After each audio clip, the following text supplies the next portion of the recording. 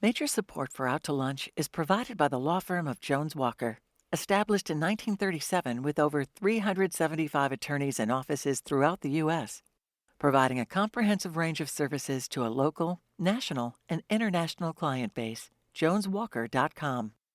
And by Luba Workers Comp, a regional insurance carrier dedicated to providing reliable workers' compensation coverage to employers and workers in 13 states across the Southeast. With personalized service, trusted expertise, and tailored solutions, Luba helps businesses protect what matters most. Discover more at lubawc.com. And by JP Morgan Chase, a partner in financial planning. Looking ahead to retirement, growing your business, or for commercial banking, JP Morgan Chase offers advice and solutions tailored to individual needs and client well-being. More information is at jpmorganchase.com. From Collins on St. Charles Avenue in uptown New Orleans, we're Out to Lunch with Peter Raschuti, Tulane University A.B. Freeman School of Business professor and director of the Birkenroad Reports. It's business, New Orleans style. Hi, I'm Peter Raschuti. Welcome to Out to Lunch. Fewer than 400,000 people live in Orleans Parish. Every year, we also have around 19 million temporary residents, also known as tourists. New Orleanians tend to think of these two populations as distinct, even at odds with each other. But in fact, our local economy is entwined with our tourist economy in ways you might not even expect. A great case study is a business called Chateau Sew. Chateau Sew is a fabric store on St. Charles Avenue. They sell sewing patterns, supplies, and specialty fabrics. The owner of Chateau Sew, Laura Fenner, also teaches sewing classes. There's no bar at Chateau Sew. You can't get a hurricane or a muffuletta or a New Orleans t-shirt, but when it comes to customers, tourists outnumber locals. Apparently, they're mostly a lesser-known sub-genus of tourists called quilters. Laura Fenner from Chateau Sew, welcome to Out to Lunch. Thank you.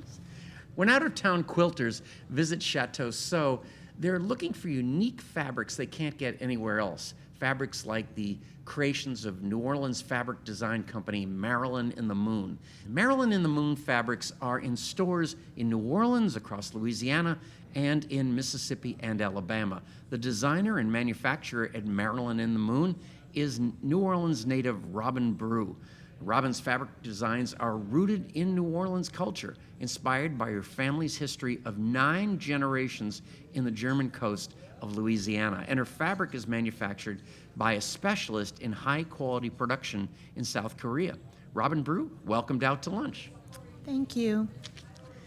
Laura, I think of a fabric store as the sort of place my grandmother might have gone to get the material to sew my mother a prom dress.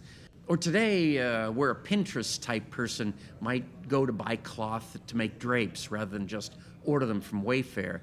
But here's a fact that challenges my obviously ill-informed perception. In April 2025, you were named by the Junior League of New Orleans as the Woman Entrepreneur Fellow of the Year.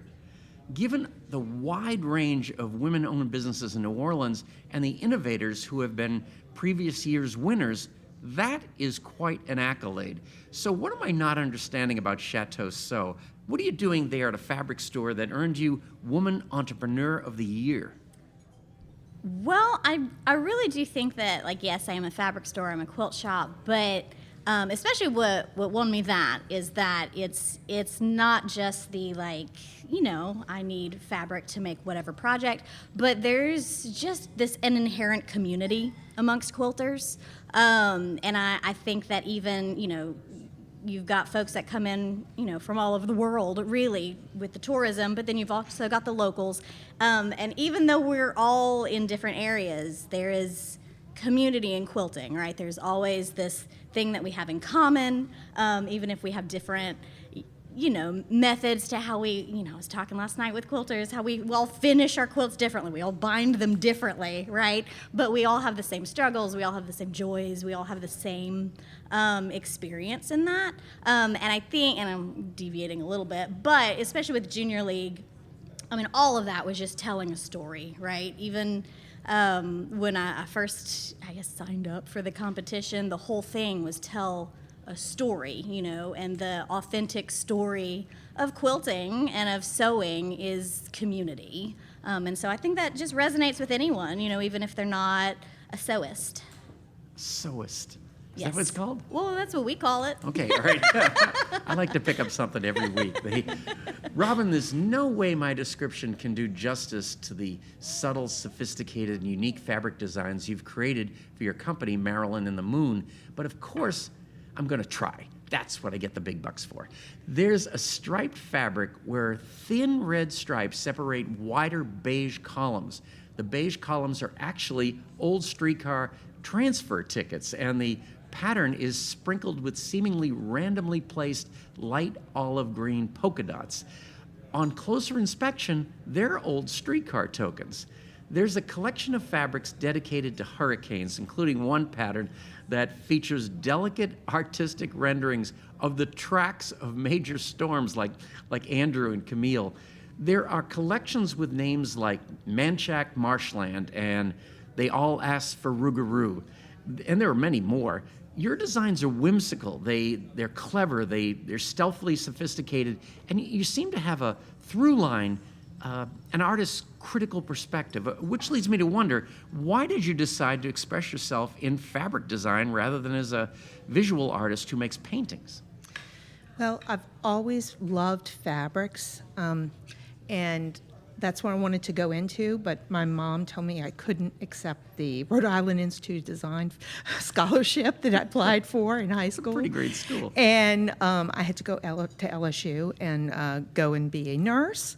And so I put that on the side. But now, turning 60 in the last year and a half, I have just delved into what I should have been doing all these years. And it's rapidly become just a passion. I mean, my fabric is super intentional, and it's historical, and it's not just cute repeats of like a snowball or a crawfish, something cutesy that is beautiful in and of itself, you know, for the design. That's what I was shocked about. Yeah. I really thought it was going to be St. Louis Cathedral and what we usually see. Right. But it's not.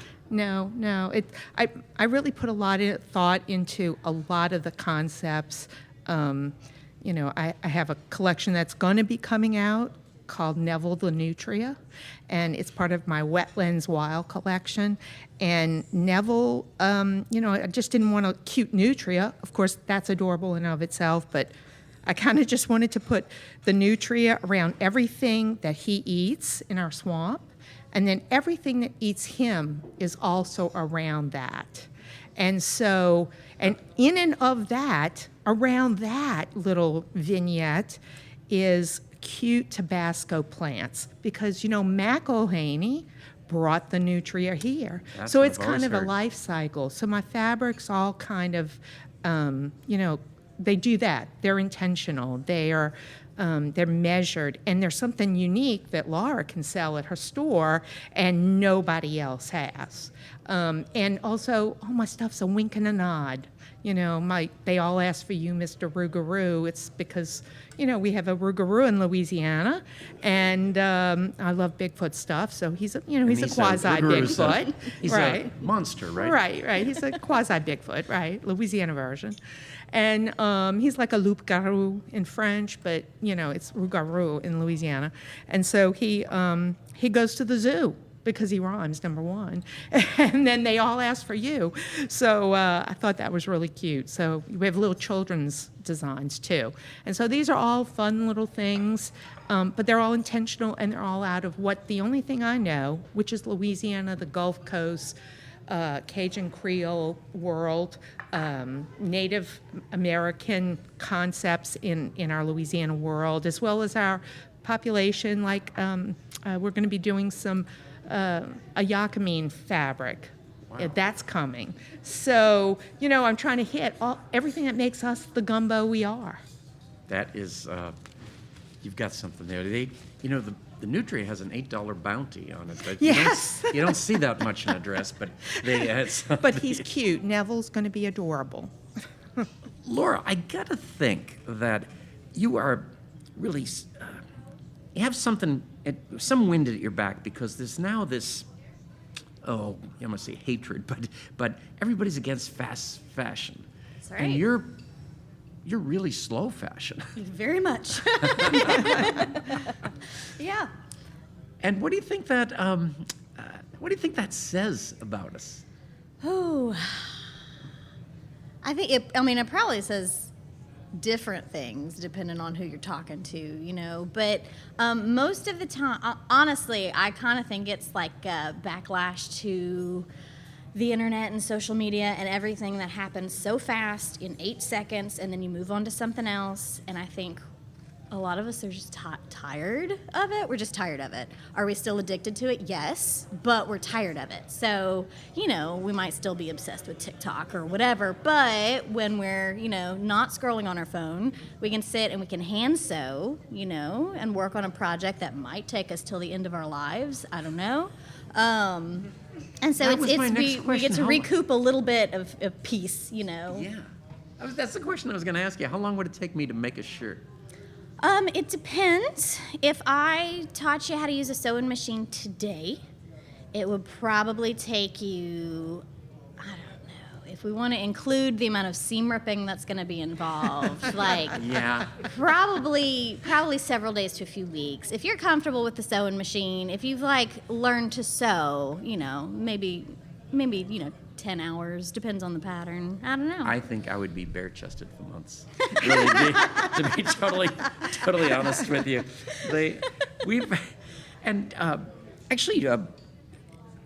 one of the questions I wanted to ask is the fact that you talk about going against the grain. There are 2 publicly traded big fabric stores that have gone out of business. I remember shopping at Hancock Fabrics and then Joann, which was a giant company. Why did you do it? I mean, it seems like the writing's on the wall, but it's not. Well, now I'm trying to remember my timeline, because I think I did choose to buy the shop before Joann's announced that they were closing, though that might not have changed my mind. For starters, when you get accustomed to quality fabric, you will never go back to not quality fabric. So, there might be a Joann's out there, but people are still looking for their small business local quilt shop. When tourists come, they're not looking for the local Joann's, they're looking for the local fabric store. That's true. In fact, that's what I was going to ask, so many things that come to mind. One is the tariffs and whether they get, wherever that goes or whatever. How does that affect both of you? Well, so prices went up, right? They didn't go up as much as people were thinking. Granted, that's right now. I don't know what's going to happen in the future. But I might have even told you this, that I think it's going to be less that prices are going to be astronomical, as opposed to there will be some things that you've been accustomed to that now we're just not going to have, period. Because it's too much for them Cost to get. prohibitive. Yeah, and Right. it's like, well, you just won't have whatever notion you were used to, No more crinoline. What fear do you have? Well, I made a really large purchase of a reorder of all my fabric, because they've been kind of large, been going low on supply in all my other stores, and I made that huge purchase in February, and I just got stuff this week. So all that time it's taken, and it's only because they're afraid that if they send it in the middle of transporting it to the U.S., they're going to get hit with something that I've already paid for. Oh. And so this wait and see thing has been terrible. So usually when I do a design, I submit it to my my company over there, and then when I submit it, max 6-7 weeks, and I have all the fabric to bring Laura at Chateau Sew or any of my other stores, and that's it. But February, and now we're in July, so.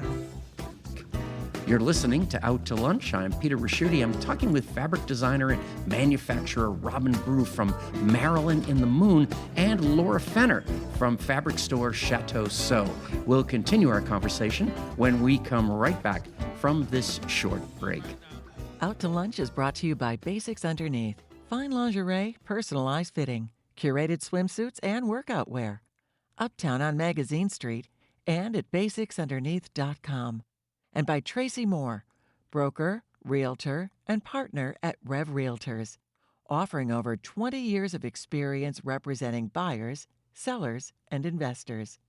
Learn more at tracy.revrealtors.com. You're listening to Out to Lunch. I'm Peter Raschuti. I'm talking with fabric designer and manufacturer Robin Brew from Marillyn In The Moon and Laura Fenner from fabric store Chateau Sew. Laura, how did you guys, I mean, obviously your friends here, how did you guys get started? Was there a cold call where you walked in with a bolt of fabric? Well, before I owned the shop, I worked at the shop. Okay. And I mean, Robin's been a customer. She's been in our customer system since as long as I can remember. Yes.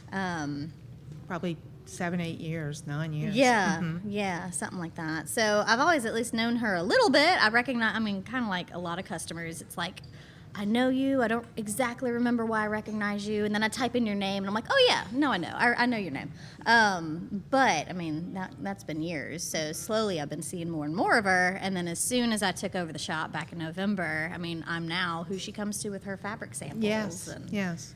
And I've been very blessed to have Laura as our only experience here in town, because we just lost another shop last week, and so she is 100% it. You know, on this side of the lake and Baton Rouge forward, you know, to the south, Laura's it. So, and she's got beautiful, high-quality fabrics. I mean, not just mine, but she really has a good eye for picking stuff out that a quilter, a seamstress, a sewist, whomever is doing it would really understand and value that quality. So she's really been good about that. And I have to ask you, the follow-up of that is, I mean, how did tourists find you? I mean, I know where you are, but I mean, you're going for a swamp tour and then... Well, I will say, so, and maybe other people with different, not as cool hobbies do the same thing, but quilters, I mean, we're all the same. We go to a new place and we're like, all right, quilt shop, and we put that in Google, and we see which ones are there. Yes. We make an effort to hunt them down.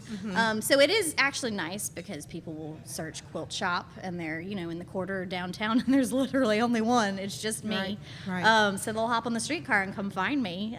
So I'm actually quite easy to find for them. But yeah, we make an effort to find the local fabric store. Yeah. There's a couple of actual books that most quilters buy, and when you go to your state, it's got where it is, what kind of quality. I mean, it's got a whole lot of categories. What it specializes in. Yeah, what do they specialize in? Embroidery. And I mean, almost everybody that I know in this world has that book, and when they go on their vacation, like I'm going to be going next weekend to Florida, I've already planned out 4 quilt shops I'm going to run in. My husband likes to say all the time that when I drag him in there, oh my God, more estrogen poisoning, please. So I told him, get ready for some more poisoning because we're driving to go to some quilt shops. So I know. It's true he's though, and fun. like quilt shops will have, you know, the husband chair or the partner chair Yes, set up yes. because we drag whoever we're with to the quilt shop, which it's actually really great because, I had a whole party. Was it a family reunion? I think that was it. Oh, Only one of them was a quilter, right? But she dragged all of her family in. But then her friends and family were like, "Oh, that's so cute. You should get that fabric." And so we end up buying more fabric because everybody has, you know, their own favorite or whatever they see on the wall, even though they have no business buying fabric. Right, but they do. So it's fun. It's a whole little microculture. It's great. Yeah. Jeez, that's Yeah. a little cult I had not well. come Yeah, across. yeah. My There's a- husband didn't realize that this was actually an industry until we went to the Houston Quilt Festival, International Quilt Festival, and saw the 30,000 square foot fully filled with, from old ladies to 20-year-olds, just everywhere, and thousands of quilts and wonderful shops and, you know, vendors. And I mean, that is unbelievable. What is the demographic we're looking at in here? Is it, I would assume it's mainly women. What is there, like an age or something, or maybe income level or something like that? It's changing, don't It you is. think? It is changing. I think statistically, it is usually like, I don't know. It's usually women 40 and up, right? But especially with the thanks to the Modern Quilt Guild, which I think was established like in 2015, Right. something like that. There's a whole bunch of youngins learning to Yes. quilt. Yeah. So it's it's not.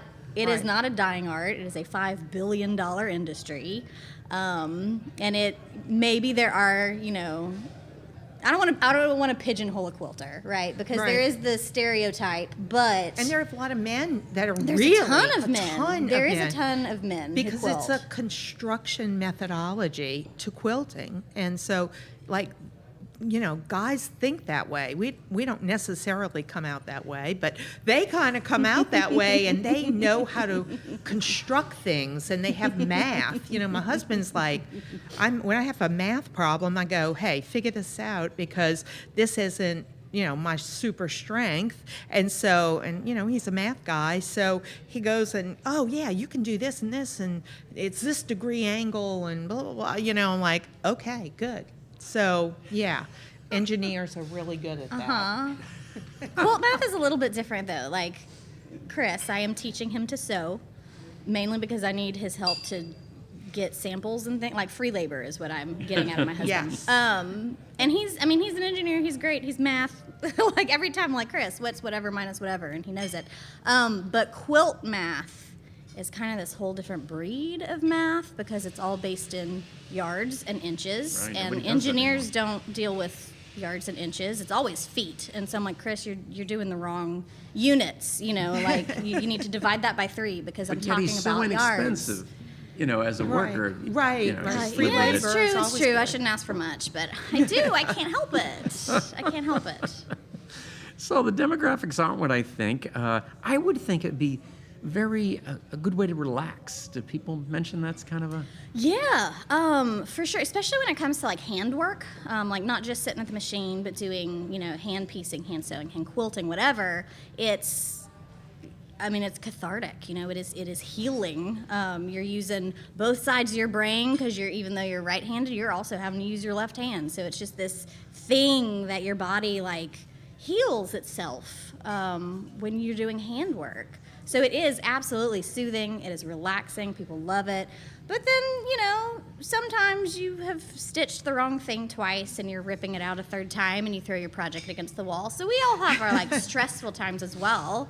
Your Quilter's seam ripper cursing. becomes an important weapon. Oh, yeah. To finishing yeah. your quilt. You have sharp things with you. I don't know if that's good or bad. I don't know either, honestly. No, we were kind of goofing around last time, but how hard is it to learn to sew? It's not hard. You don't think? It's not no, hard. no. I've been sewing since I'm 8. How old were you, Laura? I remember my mom helping me at her sewing machine, but I didn't really grasp it. So I was early 20s when I really started to sew.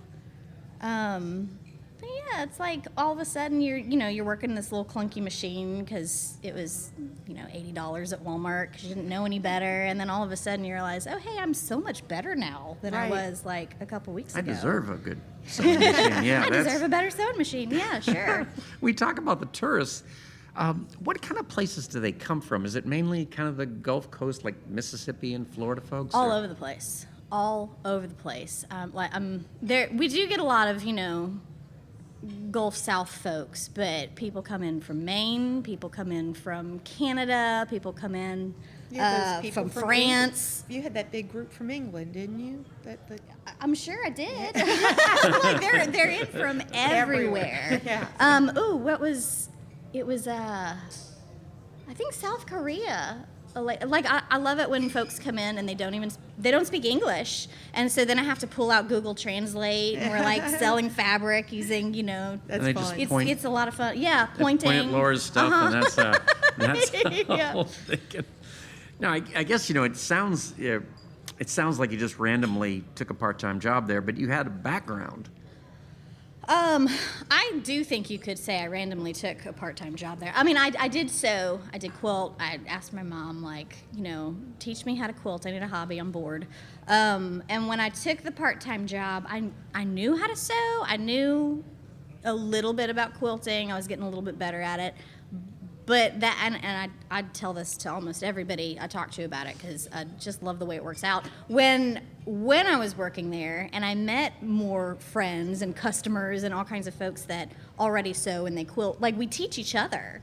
So I am much better at quilting and at sewing because of working there and because of meeting people who have a different way of sewing this and a different way of, constructing that. And so I guess, no, it wasn't random, but I built a lot of my skills just being in the community and working at the shop and being around other folks who do things differently. Yeah, I recently took a class over with Laura's shop, and because I've always kind of just done binding the way I've done it, and it's probably not, well, now I know it's not really accurate. So, but when I took it, and I mean, I've been sewing my whole life. I'm 60 years old. I've been sewing since I'm 8. But I learned something, and also I had a great community experience, and that's the big part of quilting per se, and making, makers. I mean, it's just such a wonderful experience, and learning people and meeting people and from different places, and it's just wonderful. So you're making the fabric. What do people do with quilts, as an example? I mean, you hang them on the wall? Oh, yeah. Hang on the wall. I mean, I've made my skirt, I mean, lots of people have made shirts with my fabric, the New Orleans map fabric, the Gulf Coast fabric. I've seen a new one of that. So lots of clothes, quilts, but quilts also are like a warm, snuggly thing, So if a little kid learns how to do this, it's something that they value, something that's precious to them, something that they can cherish, and they can show, I did this. I can really do this. So that's kind of how my whole thing kind of developed for this actual business. I did a little Regina quilt and I designed the fabric so it has little numbers and letters so the kids can actually make it themselves. If they have a grown-up with them, fine, but they get everything in the quilt kit, and they can put it together themselves, because all my little neighbors, all their lives, they've been coming to my house, and when they come to my house, I make them sew. I mean, that's part of hanging out with Miss Robin. So, it's like a positive thing, and it's meaningful, and you take that with you. And I don't think, cooking's lovely. People enjoy people who cook and stuff, but this is something that's even more longer lasting. You have an item, something utility, some utility to it. And so I personally find that real meaningful, Sure. Yeah. Now, Laura and Robin, the old saying is absolutely true. Travel broadens the horizons, but so does lunch with the right people. Laura, I can see why people come from all over the world to visit your store. And Robin, I can see why your fabrics are capturing the imaginations of designers, decorators, quilters, and fabric store owners across the country. Congratulations to both of you on your impressive achievements. I look forward to following your continued success. Thank you both for taking the time to join me today on Out to Lunch. All right, thank you so much. Thank you so much, and your team. Appreciate it. My guests on Out to Lunch today have been Laura Fenner, owner of Chateau Sew, and Robin Brew, material madam at Marillyn In The Moon. We edited this show to fit into the time slot here on WWNO. You can hear our unedited conversation and find out more about Laura and Robin and their adventures in fabrics by listening to the Out to Lunch podcast. You can find and subscribe to the Out to Lunch podcast on your podcast app and on our website, itsneworleans.com. If you want to know what we all look like, you can find photos from this show on itsneworleans.com.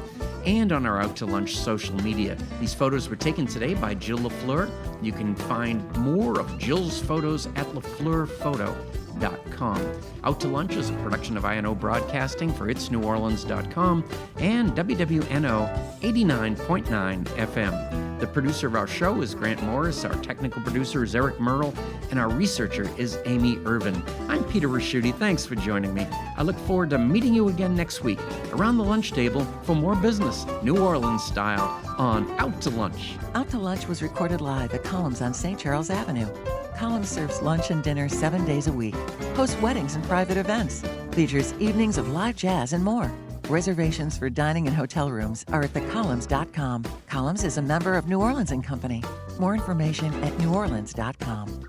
Major support for Out to Lunch is provided by the law firm of Jones Walker, established in 1937 with over 375 attorneys and offices throughout the U.S., providing a comprehensive range of services to a local, national, and international client base.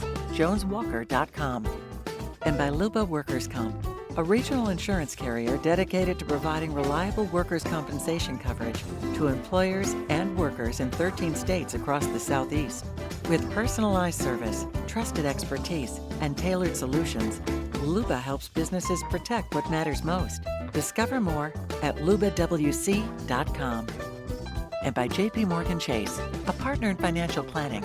Looking ahead to retirement, growing your business, or for commercial banking, J.P. Morgan Chase offers advice and solutions tailored to individual needs and client well-being. More information is at jpmorganchase.com. Mitchell Foreman wrote and performs all the music on Out to Lunch. You can hear Mitchell's music anywhere great jazz is sold or streamed, and at mitchellforeman.com.